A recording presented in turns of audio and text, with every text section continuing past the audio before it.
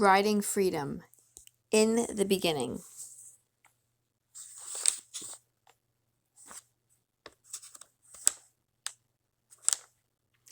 In the beginning, when the East was young and the West was yet to be settled, a baby was born, named Charlotte.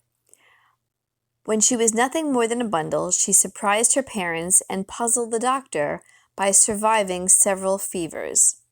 Folks said that any other baby would have died, but Charlotte was already strong. She walked before most babies crawled. She talked before most babies babbled, and she never cried, unless someone took something away from her. A few months after Charlotte's second birthday, on a blustery evening, she rode with her parents toward their small farm in the New Hampshire countryside. Their horse-drawn wagon was rickety and swayed back and forth with each gust of wind. Thunder made the horses skittish, and they reared and struggled in their harnesses. Charlotte sat up straight in her mother's lap, watching the trees waving in the wind and listening to the horses' loud whinnies. Her father tried to settle the team, and her mother held Charlotte snugly and sang a song to comfort her. But Charlotte wasn't afraid. A crack of lightning lit up the countryside, and the horses lurched forward, reeling down the road out of control. "Hold on," yelled her father. "Stop," screamed her mother. "Keep them straight, keep them straight." Charlotte's mother clutched her closer and tried to hold on as the frantic horses dragged the wagon over the bumpy road. Her father hollered, "Whoa, whoa!" But the horses had already lunged down a steep hill crowded with trees and boulders. Tree limbs smacked the horses, frightening them even more. The wagon followed, plunging over the side and smashing into tree trunks before it overturned on a rocky ledge. Charlotte was thrown free of the splintered wagon and landed in a bed of tall grass. Her father and mother were killed instantly. Unharmed, Charlotte waved to the snuffling horses who were now free of the wagon. Like nursemaids, they hovered around her. At times, they whinnied as if calling for help. Rain drenched the countryside, and Charlotte shivered through the night, but the horses stood close by, protecting her from the rain and nuzzling her with their warm breath. The horses were still keeping watch over Charlotte when neighbors found her the next morning.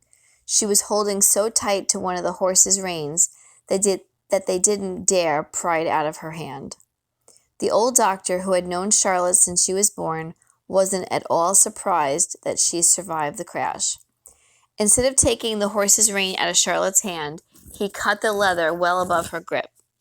"She might as well have something to hold on to," he said. "She hasn't got much else. There's no other family to speak of." The doctor looked up at the people who had found her. "We've got enough mouths to feed," said the man, and he and his wife turned away. "I hate to think you'll grow up in an orphanage," the doctor said as he carried Charlotte. "But if anybody can make it alone in this world, it's you. Since the day you were born, you've been determined as a mule and tough as a rawhide bone." Chapter 1. After 10 years at the orphanage, Charlotte wasn't like most girls her age. And who knew if it was growing up like a follow-along puppy in a pack of ruffian boys, or if it was just her own spit and fire. But she never had a doll or a tea party. She couldn't sew a stitch, and she didn't know a petticoat from a pea pod. Wild hairs sprang out of her brown braids, and her ribbons dangled to her waist untied.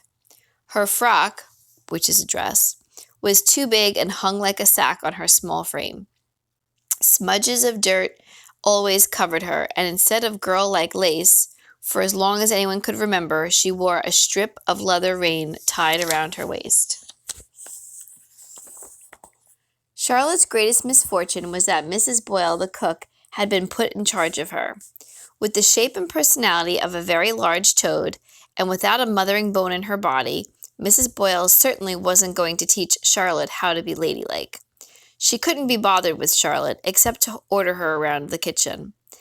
And although Charlotte knew how to boil oats and make mush for an army, and could peel mountains of potatoes and scrub pots and pans, Mrs. Boyle still yelled at her for the littlest things. For being too noisy or too quiet, or for gazing out the window at some horse in the pasture that needed to be ridden.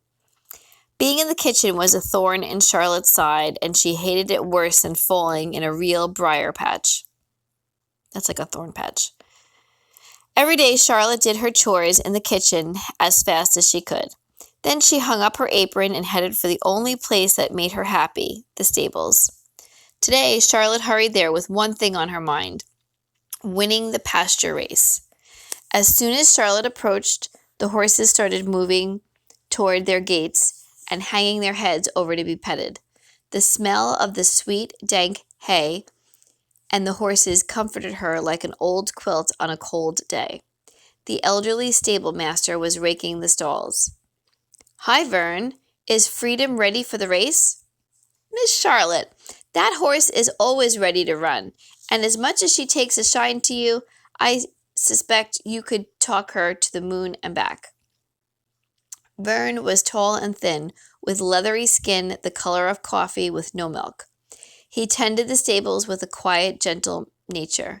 He didn't talk too much to anyone else, but he loved to tell Charlotte stories, most of them true, that left her in a spell with her mouth wide open. Vern had named all the horses himself. He always said that naming something was important, that a name ought to stand for something, and that a horse should have a fine name fit for a fine animal. So the horses all had names like Justice and Hope and Charity, and Vern had a story that went with every one of those names. Hope, for wanting a better life when he was a young slave on a plantation in Virginia. Charity, because of the kindness of the people who had helped him through his struggles. But the story that Charlotte begged for most was the one about Freedom. Freedom was Charlotte's favorite horse. She had watched her birthing a few years earlier and had babied her ever since. It was on Freedom that Vern taught Charlotte how to ride. She often pestered Vern for the story about Freedom's name. The story of how Vern ran away and hid in a root cellar with nothing but an old shirt to keep him warm. Ran all the way north so he could be free, and named a horse Freedom for something he won. "You gonna beat William in the race today?" asked Vern. "I aim to. He deserves to be taken down a peg." William was 13 and he bullied the younger boys.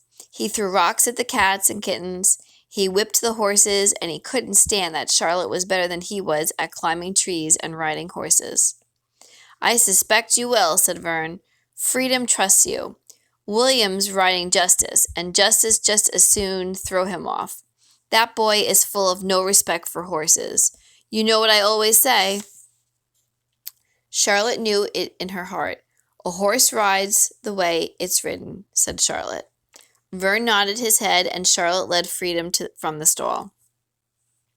The pasture fence was already lined with boys sitting on the top rail, waiting for the races to start. Mr. Millshark, the overseer, walked up and down in front of the starting line, waiting for the riders. He was the shortest, fattest, most mean-spirited man that Charlotte had ever known. His beard and hair were almost the same color as his dimpled white skin, and he reminded Charlotte of a plump new potato. Mr. Millshark was in his glory during pasture races. Instead of his usual scowling self, he paraded around with a smile stuck on his face, clapping people on the back and shaking hands all around. This was his opportunity to show off and to let people think that the orphanage was a decent place with happy children. But Charlotte and the others knew the truth. The orphanage was nothing more than a work farm, and no matter how young, every child worked hard. Mr. Millshark saw to that. Charlotte walked toward the pasture, leading Freedom on a halter. The horse nudged her as if to hurry her along. The boys from town laughed when they saw Charlotte. She ignored them and headed toward the starting line until William and a group of boys blocked her way. "No girls allowed," said William. Charlotte tightened her fists and planted her feet. She pursed her lips and glared at William with her piercing blue eyes. Get out of my way, William, she said. Some of the boys stepped back. They had seen that look before. With disgust, he said, "Suit yourself, but you'll be sorry." The riders mounted and readied the horses. Mr. Millshark raised the flag. "Go!" he yelled. The riders hollered at their horses and pressed them to start running. Charlotte let Freedom start out slow, saving her for a spurt near the finish. William was close behind. Soon the two rode neck and neck, but in the second lap, Charlotte let William take the lead. Charlotte knew her horses. Justice was a Dobbin, gentle at heart and didn't take kindly to being ridden hard. William was pressing him, and the poor horse would tire out soon. As they approached the final turn, Charlotte gave Freedom full rein. In a blinding gallop, with her long braids waving behind her like two thick ropes, she passed William and crossed the finish line 2 lengths ahead. The townspeople clapped, and Charlotte heard the boys from the orphanage give a wild cheer. She knew why. Most of them had bet money on her to win. Charlotte slowed Freedom and walked her around the pasture. The horse was breathing heavy and wheezing. She lathered more than usual and felt warm, too warm. Vern should take a look at her, thought Charlotte. As she got near the fence, a man and woman waved at her. "Hey there," called the man. "Hello," said Charlotte. "You're a good rider," said the woman. "Thank you, ma'am," said Charlotte. "So you like horses?" "Yes, sir." A mite more than people. The man and woman laughed. Worried about Freedom, Charlotte said, "I have to go now," and she headed toward the barn. Charlotte patted Freedom's neck. "You okay, girl?" William caught up to Charlotte. "You come to congratulate me, William? I hope you like winning, 'cause that's the last race you'll ever run." "And how are you going to stop me, William?" "I got my ways, and like I said before, you'll be sorry." "I ain't got time for you, William. I got a sick horse needs tending." And Charlotte rode ahead. But what William said needled her, and when she glanced back, she didn't like what she saw. William was talking to Mr. Millshark, and Mr. Millshark was patting him on the back and listening with a concerned look on his face. Vern was worried about Freedom. "The last few days she's been acting kind of funny, and she hasn't been eating like usual. But it didn't seem to be nothing serious. She don't look good now, though. Let's put her to bed," he said. As they rubbed her down, Freedom tried to nip at her own stomach. "Maybe it's just a touch of colic," Vern assured Charlotte. But by the time they got her into the stall, Freedom fell to her knees and then lay down. "I'm going for some water for the fever," said Vern. He wouldn't say so, but Charlotte knew it was serious. She knelt next to the horse, stroking her head. Freedom lay motionless except for her labored breathing. Charlotte swallowed hard to keep back the tears. "Charlotte! Where are you, Charlotte?" "Over here, Hay." Hayward was 2 years younger, and from the day he'd arrived at the orphanage, he latched on to Charlotte. He was persistent and friendly and talked so much that Charlotte often thought he might choke on his own words. With hair the color of turnips and ears as big as saucers, he was about the homeliest thing she'd ever seen. Homeliest means ugly. Although Charlotte sometimes pretended to be annoyed when he pestered her, she didn't really mind. Besides, he needed her. One afternoon, 3 years ago, soon after Hayward arrived at the orphanage, Charlotte had walked behind the barn to find him taking on William and 2 other older boys. "Where did you get those ears? Was your mother an elephant?" yelled William. "Can you hear out of those things, or are they just for decoration? What does your girlfriend Charlotte think about them ears?"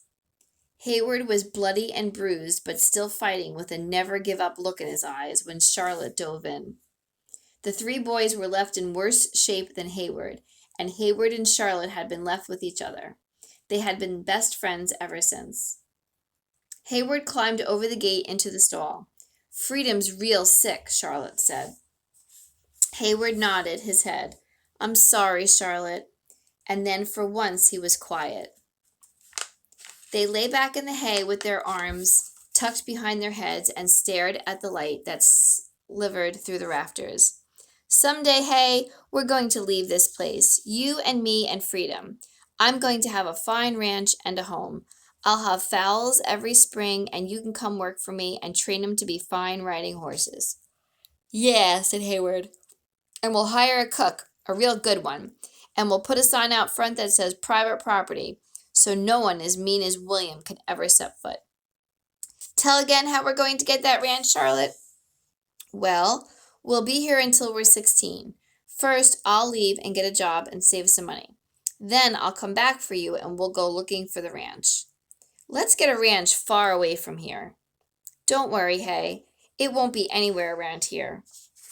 Charlotte was silent. She stared at the rafters and listened to the pawing and snorting of the horses in other stalls. She rolled to her side and stroked Freedom's neck. "Charlotte, do you remember your parents?" Hayward liked to tell about his parents. They had died when he was 7, so he still remembered them. Sometimes Charlotte closed her eyes and tried to bring back a memory. Any memory. She could almost see a face. But since she'd never seen any portraits of her parents, she only imagined what they looked like. All she really remembered was being held tightly in someone's lap and images of horses. "No, Hay, I don't remember. Tell me about yours again." But before he could answer, they heard the old porch bell ring 1 clang. There was a pause, then it rang 2 clangs. Another pause, then 3 clangs. Charlotte and Hayward sat up and stared at each other. That was the signal for all the boys to line up by the front steps. It meant that one of the families that visited the orphanage today wanted a closer look at one of the boys. It meant someone would be adopted. Chapter 2. Charlotte watched from the stable as Mr. Mills Shark walked up and down in front of the line of boys, beaming. The prospective parents followed him. Now and then they stopped to say a few words to one of the boys, but usually just to the younger ones. Charlotte had stopped lining up a long time ago. She was never considered for adoption anyway. People wanted boys to help with their farms, or a son to carry on the family name, or they wanted someone young and cute. Once, when Charlotte had been as cute as they come, a couple came through the kitchen with Mr. Millshark. The wife saw Charlotte standing on a stool, washing dishes. "Oh, I had been hoping for a girl, but they said there were only boys here," said the woman. She smiled at Charlotte with warm, come-home-with-me eyes. With as much politeness as Charlotte could muster, she said, "Yes, ma'am, it's boys, 'cept for me," and she smiled back at the woman. The woman walked over to her and took her soapy little hand. For an instant, Charlotte hoped beyond hope. But Mrs. Boyle marched over and scooped Charlotte into her arms. "This here is my niece, just helping out in the kitchen. She ain't for adoption. Come on, Charlotte." Before Charlotte could say a word, Mrs. Boyle carried her out the back door and took her to the garden to pick beans. After that, Mrs. Boyle hid her in the potato bin each time people came through, for fear of losing her kitchen maid. Charlotte remembered the dark, crowded bin and lying on the lumpy potatoes. She would hear Mr. Millshark saying, "And this is the kitchen where Mrs. Boyle prepares our meals." She remembered peering through the cracks in the wooden slats at the people who came through. Sometimes Charlotte wanted to push open the lid and jump out and yell, "I'm here! I would like a home! Me! Take me!" But more often than not, Mrs. Boyle sat on top of the bin so Charlotte couldn't budge, and Charlotte knew better than to make a peep until the people had gone. Charlotte went back to the horses. What would be the point of lining up with the boys anyway? Even though Mrs. Boyle couldn't hide her in the potato bin anymore, nobody wanted an almost grown girl. Freedom seemed worse. Vern hovered around her for an hour trying to figure out what was wrong. He just kept shaking his head, and Charlotte got a bad feeling deep inside. Later, as Charlotte served the soup at dinner, Hayward whispered, "We heard someone got adopted. Maybe it'll be William." "Nah," said Charlotte, "we ain't that lucky." "Who do you think, Charlotte?" asked Hay. But Charlotte didn't answer. Any other time she would be as nosy as the rest about who it was, but all she could think about was Freedom. As soon as she finished the dishes, she went back to the stable. She wanted to do something, anything to make Freedom better. She sat next to the filly until well after midnight when Fern finally sent her to bed. "We won't know nothin' till the morning," he said. Reluctantly, Charlotte returned to her room. She tossed all night, anxious for morning, but she knew she couldn't check on the horse until after breakfast. Would she survive, sweet freedom? She just had to make it. Charlotte tried to hurry through the Sunday morning dishes, but Mrs. Boyle would have none of that. "Charlotte, don't you be giving those dishes a lick and a promise. You scrub those pans until they're clean," she yelled. Charlotte thought she'd never finish. When she finally bolted out of the kitchen door, Hayward was waiting at the back steps. "Let's go check on Freedom," said Charlotte, almost running. "Charlotte, wait, I heard who's being adopted," said Hayward as he hurried to keep up. "Yeah? Was it one of the young'uns?" "No," said Hayward. He stopped right where he was and waited for Charlotte to turn around and look at him. "Well, if it ain't William, I don't really care," said Charlotte. "I don't care much about anything right now except Freedom. You coming or not?" Hayward hesitated. "Yeah, I'm coming," he said. They hurried to the barn. Freedom's stall was empty. "Vern must have moved her to the small corral to let her get some air," said Charlotte. They turned and started toward the pasture. But when Charlotte saw Vern walking toward her, his face told it all. "The infection got the best of her, Miss Charlotte." "No," Charlotte clenched her hands. Me and some of the older boys buried her behind the south pasture. Been out there all morning. She went real easy in her sleep. There was nothing we could do." Charlotte nodded. She squeezed her eyes tight. "She was a real nice horse," said Vern. "Yeah," said Charlotte, but she didn't cry. She never cried. "Ain't no shame in mourning a loss, Miss Charlotte," he said. But Charlotte pretended she hadn't heard him and walked over to a stall and called to the stallion. He came over and nuzzled Charlotte's hand. "You sure have a way with them horses," said Vern. Charlotte nodded and as she stroked the horse's head.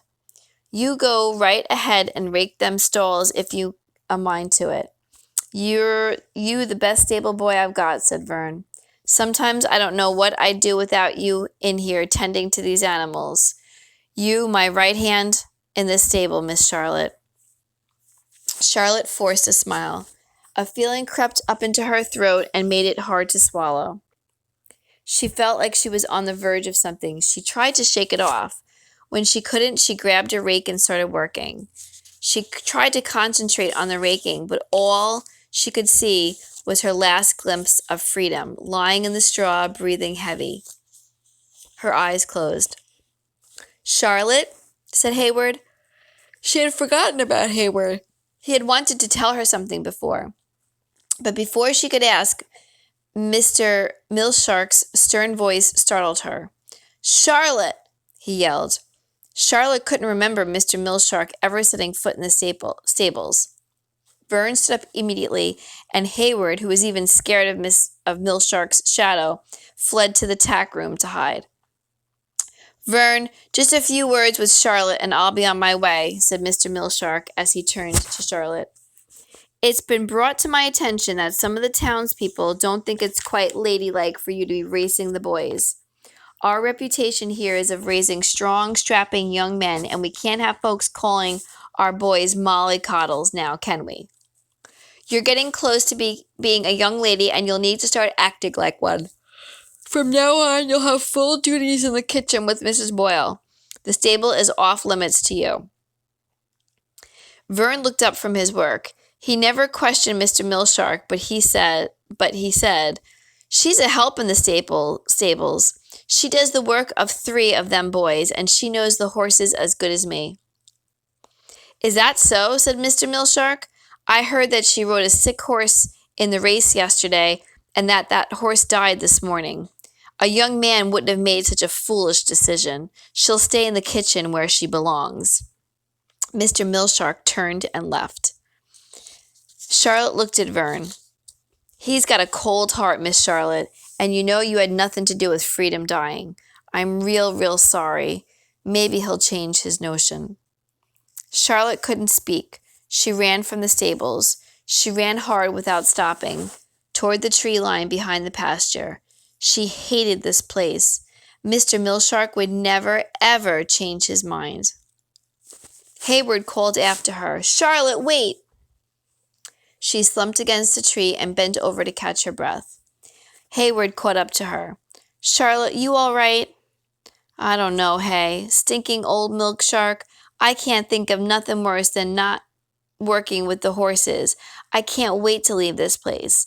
Whoever got adopted is lucky not to have to look at Milk Shark's face ever again."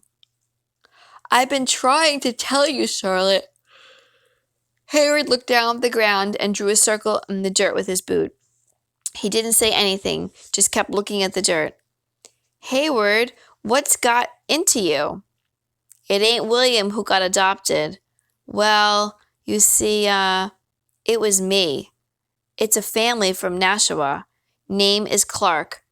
Their boy died, so they came here to get one to take his place, and that's me. I met him this morning, and the lady kept patting me on the head, and the man kept calling me son.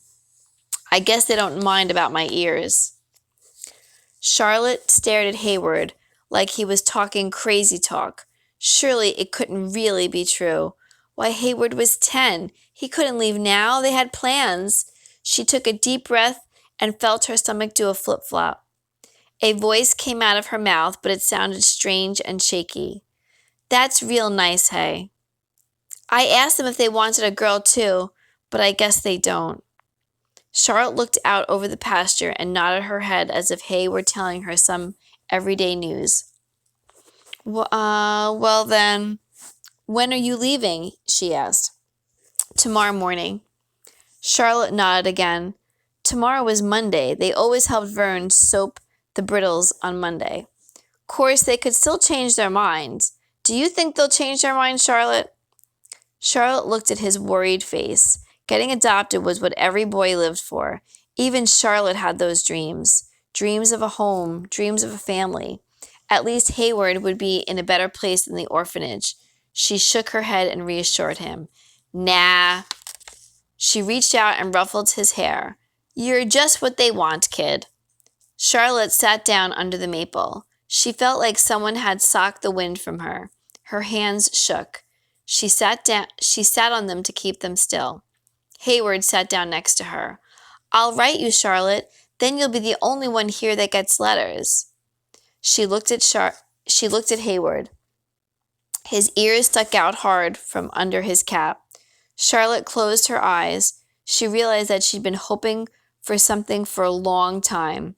She'd been hoping Hayward's ears would keep him at the orphanage forever. "Charlotte?" She opened her eyes and said calmly, "I'm leaving too." Hayward looked at her like she'd lost her mind. "You can't, you're not old enough. The last boy that ran off got caught and owed the overseer 2 more years past 16. Charlotte felt a determined anger welling up inside of her. "Hayward, don't try to talk sense into me. You're leaving tomorrow? I can't work with the horses. You know that Mr. Millshark will think of some reason to keep me here forever. I ain't working in that kitchen for the rest of my days. You and me got plans." Hayward jumped up. "They'll find you, Charlotte. They always find the runaways. And Millshark, he's mean. He'll punish you." "He can't if he doesn't catch me," said Charlotte. "I just know I ain't staying here to deal with William and Millshark and old Mrs. Boyle. Not without you or freedom or the horses to keep me company. Now I got to think of a way." Charlotte knew that a young girl couldn't travel without a chaperone.